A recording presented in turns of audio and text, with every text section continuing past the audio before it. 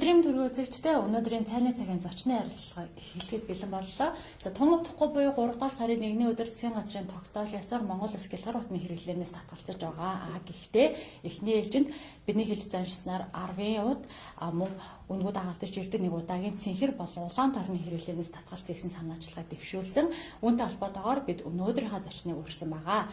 Өнөөдөр манай студид Хоггүй Монгол төрийн бас байгууллагын тэргүүн гэлгар утгүй Монгол аяны санаачлагч сэтгүүлч Бүжин Лам ирсэн. Танд энэ өдрийн мэнд хүргэе. За сайн байна уу? Баярлалаа урьсан. За хоёулын ярилцлага манай нэвтрүүлгийн уламжлалт асуултаар эхлэе. Тэгэхээр манай нэвтрүүлгээ цайны цагаар явдаг болохоор цайны цагийн зочны ярилцлага гэсэн нэртэй байдаг.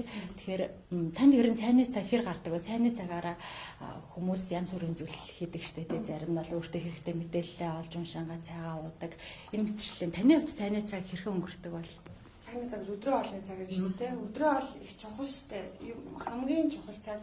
Ер нь бол аль болох яг хоолой идэхийг хүсдэг. Яг хоол идчих үедээ ямар нэгэн юм унших ч юм уу, ямар нэгэн мэдээлэл авахыг би аль болох татгалздаг.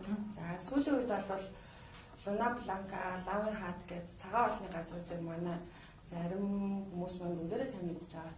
Тэр газруудаар их үйлчлүүлэх дуртай болсон. Тийм ер нь бол хоол их чухал шүү л гэж хэлгээд байна. За та яагаад яг энэ гэлгар утгүй Монгол аяныг жил гарны өмнө санаачилсан зохион байгуулах болсон юм бэ гэдгээс бас сонирхож үзье гэж бодлоо л та тий. Тийм би ч сэтгүүлч юм шүү дээ. Тийм ТВ-с телевиз сэтгүүлч байсан. За тэгээд нэг гадагшаа явж ирээд дараа нь буцаад телевизэд ажиллах боломж олцсон надад. Тэгээд гэхдээ миний өөрийн хүсэл зорилго юу байсан бэ гэвэл заавал телевизэд ороод дахиад урд нь ямар юм хийдэг вэ гэдэг гэвэл одоо мэдээ сурвалжлагаа л хийн шүү дээ. Тэгээд тэгж ажиллахыг хүсээгүй яг үндэ тий нийгэмдээ хэрэгтэй юм хийхийг хүссэн. Тэгээд гадагшаа аваад хүн нөгөө нэг юм үзэж нүд тайлна гэдэг шүү дээ.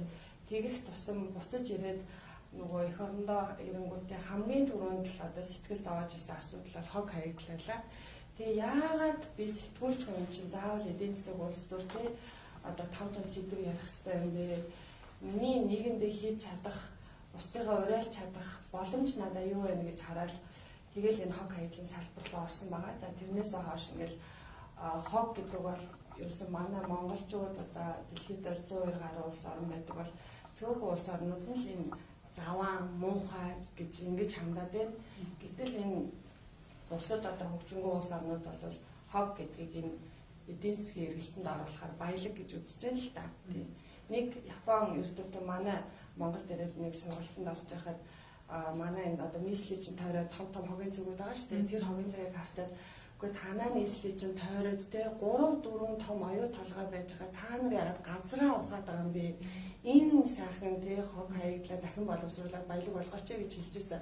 Энэ бол яг үнэн багхгүй. Дэлхийн бусад улс орнууд ерөөсөө Япон, Солонгос гэдэг бүгдээрээ бараг 90% хог хаягдлаа дахин боловсруулдаг. Тийм учраас тэрнээс мөнгө гаргаж авдаг. Байгаль орчиндөө ээлтэй хамгийн гол нь ирээдүйн үр ач хойч нар минь одоо эрүүл орчинд амьдрах тийм боломж бүрдэж байгаа байхгүй. Тэгэхээр энийг л би одоо өөрийнхөө өнгөрсөн жилүүдэд сэтгүүлчээр ажиллаад надад баг зэрэг туршлага суусан байдаг бол тэр туршлагаа дараа тулгуурлаад олон нийтийг энэ чиглэл рүү одоо уриалын дэлхийн нийтийн хог хаягдлаа фокуслаад байна. Бид нар ч гэсэн хогоо өөрсдөө цэвэрлэх хэрэгтэй болохоос одоо бид нар муухай гэж таydах юм бол гадны нэг монгол хоёрыг цэвэрлж өгөхгүй шүү дээ. Манай гэр ихэн цэвэрлж өгөхгүй.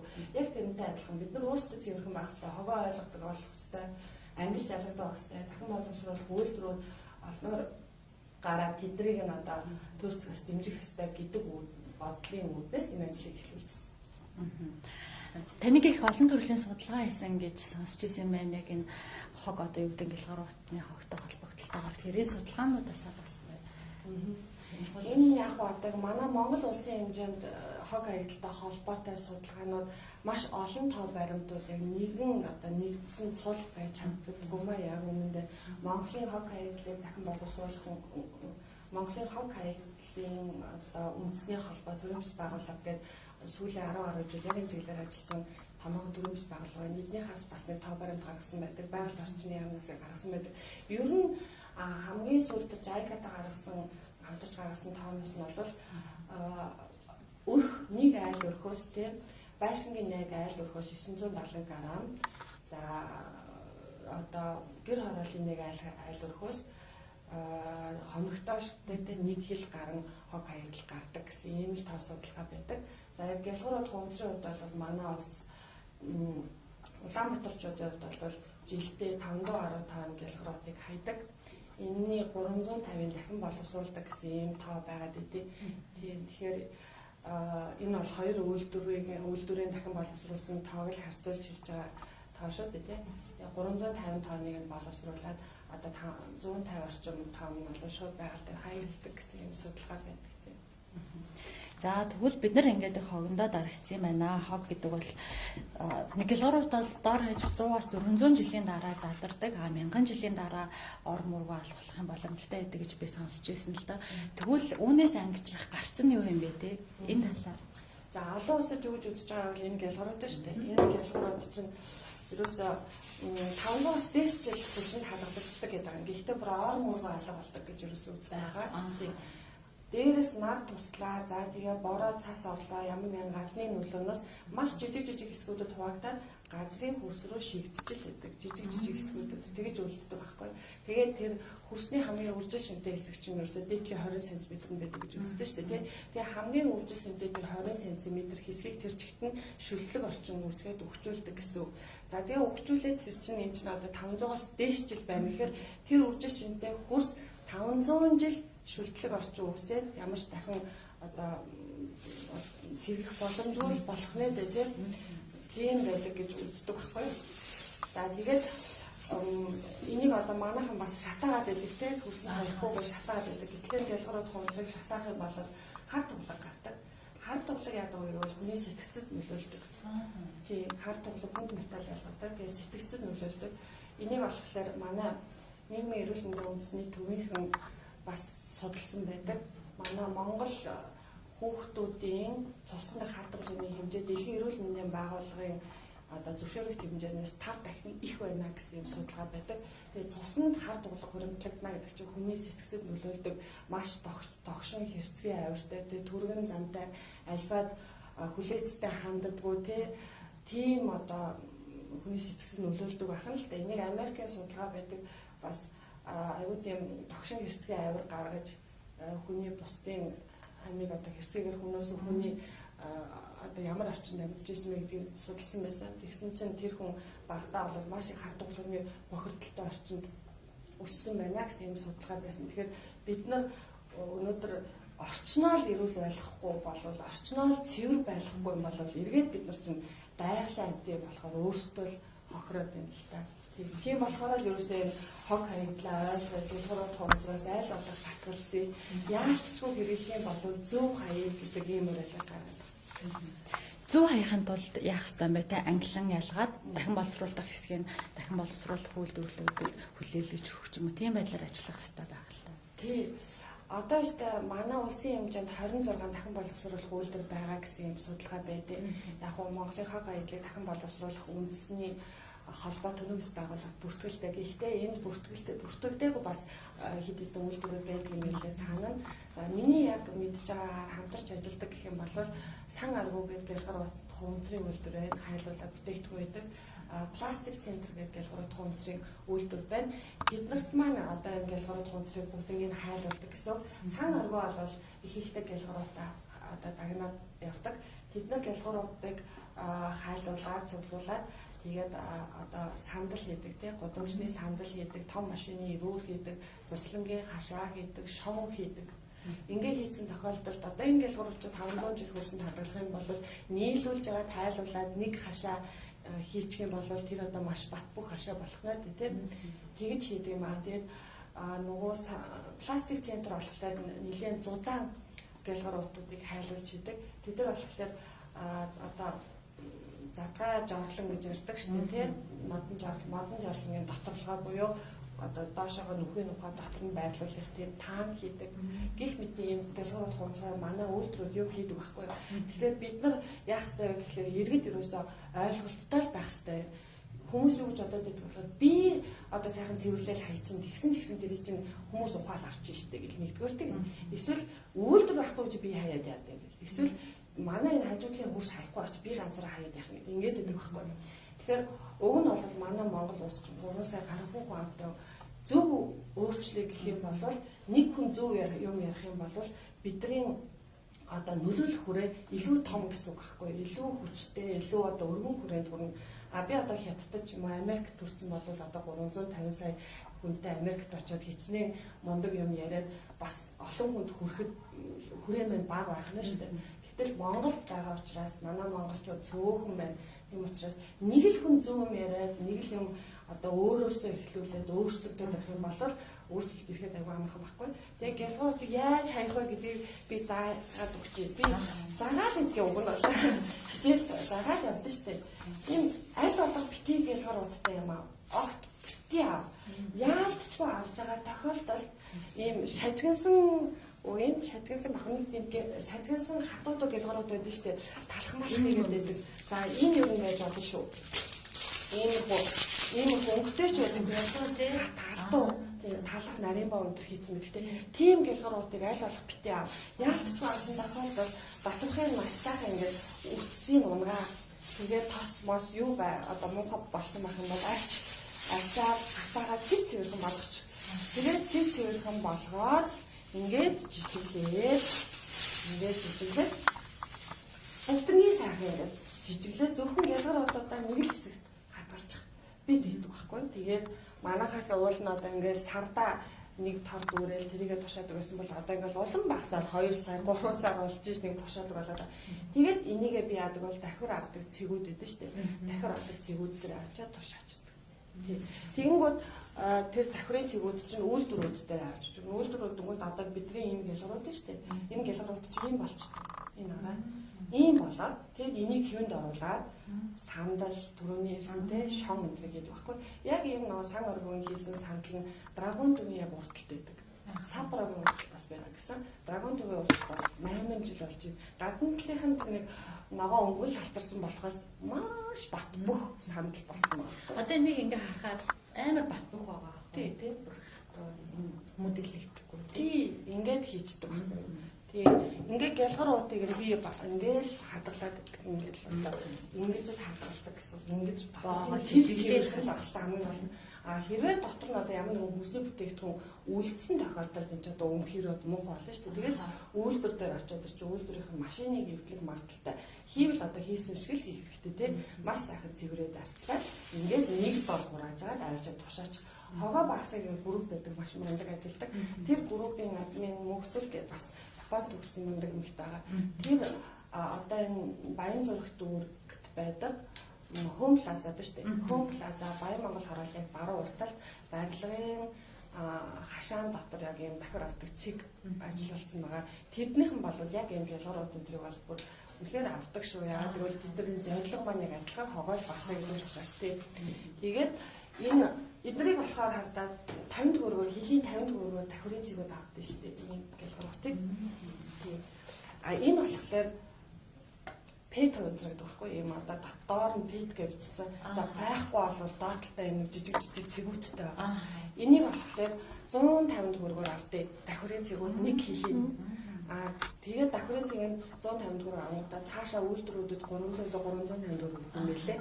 Тэгэхээр бас боломжтой байгаа. За амьдрах боломжтой. Тэгээд энэ PP гэдэг энэ бас хонц. Энэ PP хонцыг бас дахин боловсруулдаг.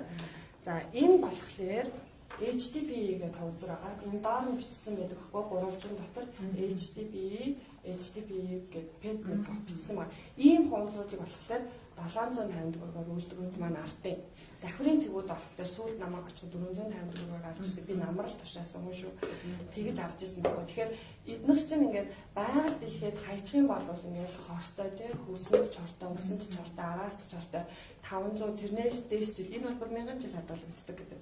Хадгалагдана. Тэг чи бодоод үзтээ 500 жил би 65 наслаа тий Монгол хүн дундаж нас 65 нас. За энэ 65 наслахтаа би хичнээн гялгуурууд хуунзар хаяхаа би бол мэдэхгүй байна тий. Урд нь бол би мэддэггүй байхдаа хайцдаг байлаа. Одоо ойлгодог асууж байгаа би хизээч хайхгүй. За тэгээд нэг ингээд би ганцхан удаа хайчаад одоо тэгээд нас маань дуусаад нас өглөөгээ ботход миний хайсан нөгөө хор гялгуурууд хуунзар маань хөрсөнд 500 1000 жил хадгалагдаад тэгээд бодоод үзэхээр 500 жил гэхээр би 7 8 үеэ хордуулах хорыг хөрсөнд хайчаад өгчөж байгаа. Гэхдээ тэгээд энэ шиг амар муухай хорлонтой, энэ шиг амар өстэй монголчуудын хэлдэг нүгэлтэй амьдрал байхгүй зү тэ. Тэгэхээр энэ хогоо бид нар маш сайн ойлгодог болох юм бол энэ маань ингээд нэгдүгээр эзэн засагтай айгууч холбогдлогоос гадна хоёрдугаар хамгийн гол нь одоо нэг буянтай амьдрал болно гэж бодоод ийм хог хаягдлын чиглэлээр ажиллаад яриад байдаг гэсэн үг. Тийм. За хог хаягдлаас гялгаар юм уутны хэрэглээс татгалзлаа гэхэд бид нэр аль болох даавуу уут хэрэглэх нь зүйтэй үү те дааван болон цаасан одоо энэ таас өөрийн богцхон гэдэг юм юу гаргасан байна л да. Тэгэхээр гялгаар уутнаас татгалзаад бид нар ямар уутыг одоо хэрэглэх хөвшүүл илүү байгаад л хэрэлтэй юм байна. Энийг хардаа манай нөгөө нэг эмээ өвөө нар ээж аав нар уг нь илүү сайн мэдэн дээ тий. Яагаад гэвэл тэдний маань үед чинь ийм даундар хэрэгэлдэг л байсан байхгүй юу. Тэгээ сүүлийн үед одоо 30 гаруй настай залуучууд тэрнээс хойш залуучууд маань л яг хог хаягдлын талаар юу ч мэдэхгүй болчиход намайг баг байхад бол шил авдаг л байсан. Тийш шил ундааныхаа шил аваа гээ шилээ тушаадаг л байсан шүү дээ. Тэгэхээр одоо сүүлийн үед хүмүүс л сайн мэдэхгүй болоод байгаа байхгүй. Тэгээд би яг уу яг ийм уутыг нөгөө хүмүүс одоо гялгар уут хорчхоор оронд нь юу хэрэглэх юм бэ гэж асуугаад байгаа байхгүй. Тэгэхээр нэгэнт энэ чиглэлээр ажиллаж байгаа. Тэгээд сургалт явуулдаг учраас хүмүүст өөрийнхөө хэрэгэлдэг уутныг л санал болгож байгаа. Тэгээд гадныхын ямар уус санал болгоод байна. Тэрийг л би одоо судалж байгаа хийсэн гэсэн. Гадныхан болохоор ийм одоо ийм сеткан гэсэн энэ одоо нэйл он гэдэг бах тий. Нийлэг гэх юм уу да тий. Ийм уутнуудыг санал болгодог байхгүй юу? Энэ яадаг вэ гэвэл би ийм уутыг 2 жил орчим хэрэгжилж байна. Дотор нь ногоогоо хийгээд ингээ сайхан угаагаа татаацсан ч болоо. Тэгээд төмс ногоо хийгээд тавихлаар одоо гялгар уутанд ихлээр жоохон агаар орохгүй амархан ууддаг штэ. Энд ихгүй агаар орно. За тэгээд одоо бас нэг даавуу ууд ч жоохон хэр болчих юм бол угаахад жоохон хатах гэж ч юм уу асуудал болдог гэж магадгүй. Энэ болохоор шууд яг дэлгүүр гарахынхаа өмнө угаагаад сэгсрээд авчихдаг. Тэнгүүд дэлгүүр явж их замд ч хатчих. Тий. Тэгэл ингээл одоо ингээл зайч эзлэхгүй одоо тэгээ хил одоо нөгөө хилийн бараа авахд ямар нэгэн хилэндээр өөрчлөлт оруулахгүй тийм байхгүй. Тэрийг тийм болохоор гадныхын энийг санал болгоод идэв. Тэгээд дээрэс нь одоо ингээл бас л даавуу гэхлээр байгалийн нууц нэгдүгээрт тэгээд бас нөгөө үнэтэй штэ даавуу чинь гялгар ууттай харьцуулах юм бол үнэтэй тус байхгүй. Тэгэхээр хүмүүс маань бас одоо шууд даавууг авч чадахгүй штэ шилжихэд хэцүү. Тийм болохоор л одоо ийм нэг олон улсын байгууллагууд гадныхын санал болгоод байгаа учраас хамгийн түрүүнд энийг би санал болгож байгаа. Тэгээ өөрөө ч гэсэн хэрэгэлдэг болтой. За тэгээд энийг хэрвээ та нар маань за бас энэ нийлэг юм аа гэж бодож ивэл өөр төрөл бас байж болно. Энэ болохоор тааран баггүй юу? Энэ бас л нөгөө гадныхны хэрэглээдээ ногоо жимсээ хийцдэг. Тэгээд ингээд одоо хөрөгчин дотор хийцдэг шүү дээ. Ингээд таар удахгүй юу? Тийм. Энэ дотор би бол бас ногоогоо хийж авдаг хийхтэй. Тэгээд ногоогоо хийгээд ингээд зангидаад авчих гэсэн. Энэ дотрыг манайхны нөгөө судалгаа хийж хагаад айл орхууд ер нь өдөр тутмын хэрэглэн дээдлэнд 2 ил ногоо авдаг л. Хамгийн дээдлэн тийм. Энэ уутнууд дандаа ингээд 2 хилээс гадна 3 илийн багт амжтай уутнууд байгаа. Тэгээд судалгаа хийж үзэж байгаа хамгийн гол нь хямдхан байх хэрэгтэй. Тэгээд дээрэс нь удаан хэрэглэгдэх хэрэгтэй гэдэг тийм л шаардлагыг нөгөө хамтарч ажиллаж байгаа хүмүүстээ тавьсан учраас энэ болохоор бүр зузаан таараагааз тийм байна. Энэ болохоор нэлээд удаан бас 3 илийн даттай. Ийм уутандаа би болохоор будаа их дуртай. Будаа хийгээд авчтай. Тэгээл одоо энэ болохоор ингээд 5500, энэ нь болохоор 3500, нөгөө нь 4500-аас зарагддаг. Гадна байгаа одоо эко бүтээгдэхүүнүүд, эко уутнууд гэхлээр одоо эко гэдэг талаасаа хүмүүс бас тэгдэм яа дэндүү үн хэлээд ах юм аа яг үнэндээ. Тэгээ дэндүү хүнтэй болохоор чи яаж тэрийг авах юм бэ те? Аль талаа одоо хямдхан байлгах хэрэгтэй. Тэгээ олон дахин хэрэглэгдэх хэрэгтэй гэсэн тийм шаардлагыг нэгдүгээр тавьсан. Тэгээ бид нартай хамтарч ажиллаж байгаа байгууллага бол Чингэлтэй дүүргийн өрх толгойсон хөгжлийн бэрхшээлтэй ээжүүдийн холбоо гэж үүдэг. Тэр ээжүүдтэйгээ хамтарч хийж байгаа хэлүүлж байгаа брэнд юм аа. Тийм тэгээд цаашдаа одоо бид нар дандаа л юм байгаль дээлтэй ямар нэгэн хор багтай хоргүй тийм одоо уутнуудыг цүнхнүүдийг санал болгох гэсэн анзаарсан бол миний цүнх ч гэсэн даавн цүнхэл явж байгаа. Тийм байсан тий. За нэр нь их өөрхийнтэй богцхон гэдэг. Тийм нөгөө монголчуудаа бас сонсоод гоё юутай. Чихэнд наалтахаар тийм л байх гэж Хэрэглээнд ойрхон сонсож чинь тийм өмнө бид нар богцоо бариад явдаг байлаа шүү дээ. За баярлалаа. Өөрөө ч бас нэг ерөнхий боловсролын сургуулиудад бас хүүхдүүдэд нөгөө хогоо хэрхэн английн ялгаах одоо ингэснээр ач холбогдол нь ямар байдгийн талаар хичээл заадаг гэж сонсч байсан.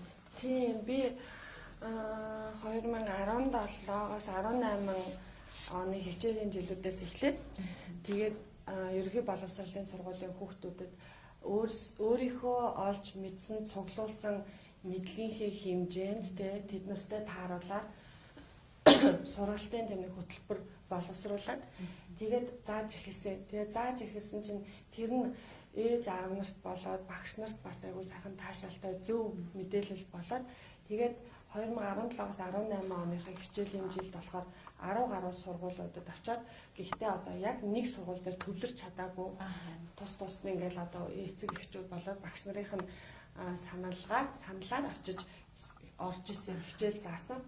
Тэгэд эргээд эргэх холбоогүй тэгэл заачаал явчихаар надад ерөөсөө айгүй ач холбогдолгүй санагдаад байлаа л да. Тийм болохоор сая 2018 оны хичээлийн шинжил эхлэнгүүт төсөл бичиж байгаад яг Баянзүрх дүүргийн 97 дугаар сургууль дээр бүтэн төвлөрсөн. Тэгээ энэ дээр бол Баянзүрх дүүргийн хүүхэд гэр бүл залуучуудын холбооныхан маань хилцийнхэн маань бүр үнэхээр дэмжиж сайн ажилласан. Тэгээд Баянзүрх дүүргийн 97 дугаар сургуулийн удирдлагуудын багш нарыг бас хэлэхгүй болохгүй. Тэдгээр маань бас маш санаачлагтай оролцсон учраас яг бүтэн 3000 хүүхдэд одоо хичээл орох боломж бас олцсон гэсэн үг. Тэгээд эдгээр хүүхдүүдээс хичээлээ орохоос гадна бүгдээрэнд нь одоо давхраа цуглуулах даалгавар өгөөд уралдаан зарлаад хамгийн идэвхтэй оролцсон анги хамт олныг сарын дараа шалгаруулад тэгээд өөрсдөө нөгөө давхраа цуглуулад мөнгөтэй болцсон нөгөөдөл маань баг зэрэг мөнгөтэй олонгуудаа тэрэн дээрээ нэмэрлээд ангидаа тойл авцсан гэж жишээний гих мэтэр ингээд эргэх холбоотой үр дүнг харж ажилласан. Тэгээд уг нь бол энийг одоо ганц төрийн бас байгууллага ингээд хийх гээл яваад ах бас жоох учир дутагдaltaй юм да тийм. Уг нь гадны улс орнууд бол бүр хүүхдийг цэцэрлэгт байхаас нь л энэ бол хог биш, энэ бол баялаг гэж заадаг тийм матанэ гэл. Тэгээд бүр ингээд системтэй ерөнхий боловсролын сургуулиудад заагаад явдаг. Удахгүй манай одоо боловсролын салбар бас тэгэх байх л гэж найдаж байна. Би нэг мэдээ харж ирсэн чинь Японы нэг сүшиний газарнаас загсан дотроос нь гэлгуурууд гарч ирсэн юм байна л да. Тэгээ энэ яагаад ингэв гэсэн чинь нөгөө хүмүүс гэлгууруудаа хаяа тэр нь далаа тэнгисийн ороод очиод тэр нь одоо тэрүүгээр нь заас далайн амтад хооллоод тэр заасаа эргээд хүн өөрөө тэрийг хоолныхаа ширээн дээрээс хэрэглэнгүүт өөрийнх нь хайсан гэлгуурууд нэхлээд өөрт нь ирж байгаа байхгүй тий. Тэгэхээр үүнээс иймэрхүү жишээнээс л хүмүүс ер нь ямар хор хөнөөлтөй байгальд төдийгөө эргээд хүн төрөлхтөө өөрт нь хүртэл ингээд хамгийн наацхийн жишээгээр халтаж байна гэдгийг би бас эргөөний хувьд ойлгоод байна л да. Одоо нэг хүн төрөлхтөн чи одоо энэ 70 тэрбум хүн байгаа тий. Тэгээд нэг л дэлхий дээр байгаа штэ. Тэгээ энэ бид нар чи одоо алхан тутамдаа хог гаргаад тэр хогоо за гадныхан болоод далаа тэнгистэй хайж ин тий. За бид нар бол газар их дэлхий рүүгээ зулаар нь буулж штэ. Тэгэд яг үнэ баруунд яаж яана гэвэл далаа тэнгис рүүгээ хайдаг. Далаа тэнгист амьтад байдаг, амьдрал байдаг. Тэгээд тэр далайн амьтдын 54% нь гэлгуурууд хунзар буюу хүмүүсийн хайсан хогийг иддэг гэсэн судалгаа байдаг. За тэгээд тэр хүмүүс нөгөө бидний хайсан хогийг загас идэн, загасны махыг хүн идэн. За тэгээд яг тийм гэлгуурууд хунзар идсэн, загасны махыг идсэн хөл хүнд эмэгтэй ургийн тархины хөгжилд сөргөөр нөлөөлж байна гэсэн судалгаа ч гэсэн гарсан байдаг байхгүй юу? Тэгэхээр манайд л одоо манай бол хог дээр их хэм байдаг лээ. Ямар амьд мэдв лээ хог дээр үхэр байж идэг байхгүй үхэр байдаг штэ. Тэгсэн бид нар үйл олонгууд идэж гэл ерөөсөө үхрийн махаа иддэг үстэй тий. Яг гадныхан загас идээд хордоод байна гэдэгтэй адилхан бид нар ч гэсэн үхрийнхаа махыг иддэг. Үхэр маань яг бидний хайсан гялгарууд хунцрыг бэлчээр дээр явж агаад хог дээр бэлчижээдэг тохиолдол зөндөө байдаг. Аймаг сум болгон нэгээс хоёр хогийн зэгтэй байдаг байхгүй. Тэрэн дээр дандаа үхэр байдаг, мал байдаг. Тэгэд эргээд үхрийн махаа иддэг тий. Бид нар тийм судалгаа алга Тэ яг гэлгуурт хумцрыг энэ үхэр идээ тэр үхрийн махыг хүн идэхээр яаж нөлөөлж ийнэ гэсэн судалгаадаг. Барууныхан бол яалтчгүй ургийн тархины хөгжил нөлөөлж гэсэн судалгаа гарсан байна. Харин хог дээр бэлтжиж байгаад ирсэн үнэний сүү шар ногоон өнгөтэй гардыг байна гэдгийг тухайн малчин хүн бол тэгж хэлж байсан. Тийм. Тэгэхээр яалтчгүй л одоо бид нар орчноо эрүүлжүүлэхгүй хогоо хамаа замаагүй хаях юм бол амьтад идээд амьтдынхаа махыг бид нар өөрсдөө идэх хогоо өөрсдөө л идэж гин гэсэн үг байхгүй юу. Тэгээд одоо хүний биеэс маш жижиг хэмжээтэй хуванцрууд нийлгүүд илэрч штэ. Одоо бүр тэгэд илэрсэн байхгүй юу. Тэгээ энэ юу вэ гэвэл одоо дэлхийн ертөнц яалтчгүй хуванцар гэлгууруудад бүр ингээ баглагдаж байна. Эргээд бид нар өөрсдөө энэндээ бүр ингээ баригдаад амьсгалах агааргүй юм болж байгаа учраас л дэлхийн бусад улс орнууд энд маш их анхаарал хандуулад байна. Хамгийн сүүлд Австрали улс гэлгууруудыг сая 7 сарын 7-нд тарьсан шүү дээ. Тэгсэн чинь сая 4 сарын дараа өөрсдөө нэг гаргасан үр дүнгээ гаргасан мэдээлсэн байсан. Тэгсэн чинь нийт гэлгууруудны хэрэгцээг 80% буурууллаа гэж хэлсэн. За тэгээд Швейцар улс лөө Швед лөө айл нэг улс нь би яг улсыг санахгүй байна. Ямар ч байсан бас ингээ гэлгуурууд хуванцартаа татвар нэмсэн. Татвар нэмнэ гэдэг чинь одоо хүн худалдаж авахдаа илүү их мөнгө төлж авна гэсэн үг шүү дээ. Тэгэж аваад тэгэд тэр илүү гарсан татвараа байгаль орчныхаа санд төвлөрүүлсэн чинь тэрэнд нь бас маш их хэмжээний мөнгө төвлөрсөн байдаг байхгүй. Тэгээд тэрийгээ эргээд байгаль орчны нөхөн сэргээлтэнд зарцуулсан гэсэн ийм жишээнүүд байдаг. Тэгэхээр дэлхийн бусад улс орнууд яагаад хориод байгаа юм те. Тэгэхээр бид нар бол яалтчгүй хорхон зүйтэй. Гэхдээ татвар нэмэх байсан уу, яг ингээ бүрэн хорих байсан уу гэдгийг бол одоо тэр мундаг хүмүүс мэдж байгаа л хэлгүй те. Одоо таны энэ аяныг хүмүүс ерөн хэрхэн хүлээж авч байна? Хэр үр дүнтэй ажиллаж чадж байна гэж та бодож байна? За яг үндэ штэ хамгийн анх би одоо ямар ч байсан гэлгуурууд хуванцрын талаар хүмүүс огт мэдэхгүй байна те. Буруу хэрэглэснээс болоод өөрөө хордоод байгаа юм байна гэдэг судалгаануудыг олж уншаад тэгээд өөрийнхөө цахим орчинд өөрийн хаягаар л одоо гол мэдээ мэдээсэн гэсэн. Тэгэхэд хүмүүс бүр үнэхээр сайн дэмжсэн байхгүй юу? Хөөх юм байдаг юм уу? Ямар сони юм бид нар буруу хэрэглэдэг байж гээл те. Тэгж хүлээж авсан. Тэгж хүлээж авсан учраас магадгүй би өдний хүртэл ингээд жил гарны хугацаанд явж байгаа уран маань энэ юм байна. За тэгээд юм болгоноос мөнгө хараад юм болгоноос ашиг орлого хараад ах юм бол үнэндээ явахгүй л дээ. Тийм болохоор эхний 1 жилийн хугацаанд бол би яг цэвэр одоо мэдээлэлээ түгээх гэдэг ийм зарчим барьж авч ирсэн. За одоо бол зөвхөн ингээд сургалт хийгээд яваад ах маань бас үр дүн багтаа байхгүй юу? Бодиттой ажил болгоёгээд ийм гэлгууруудыг хуванцрыг орлох ийм одоо даун брэнд гаргаж байгаа. Тэгээ зөвхөн би ганцаараа биш те одоо зорилттой бүлгийн ээжүүдтэйгээ хамтарч хийж байгаа учраас аль алиндаа одоо ашигтай байх те нэмэртэй байх талаар ингэж яаж одоо болохоор хогоо багсгийн групп байна. Тэрийг бол маа түрүүний те зулаа гэдэг өсгөө бас мундаг ажилладаг гэсэн. Тэр байна. Тэднийх нэг 10 хэдэн мянган гишүүнтэй юм блэ. За би болохоор яг энэ ажлыг хийснээс хойш бас л одоо миний эргэн тойронд 11,000 гаруй хүн байна. Тийм. Тэгэхээр энэ хүмүүс чинь бас ямар ч байсан хогоо ойлгоё гэж хүсэж одоо бодож байгаа л хүмүүс байгаа хгүй. Тэгэхээр энэ бол олон нийт наашаа эргэж байгаагийн маш зөв салхил гэж бодоод байна. Тийм. За баярлалаа. Хоёулагийн ярилцлага өндөрлөж байна. Эцэстний хэлэхэд монголчуудаа гэлгууруудны хэрэглэнээс татгалзъя. Дараагийн цааны цагийн зочноор уулзлаа. Баяртай. Танд бас баярлалаа. Манай студид ирж гоё ярилцлага өргөнүүлсэн. За баярлалаа. Таны хамт олон ч гэсэн ажлын амжилт хүсье. Баярлалаа.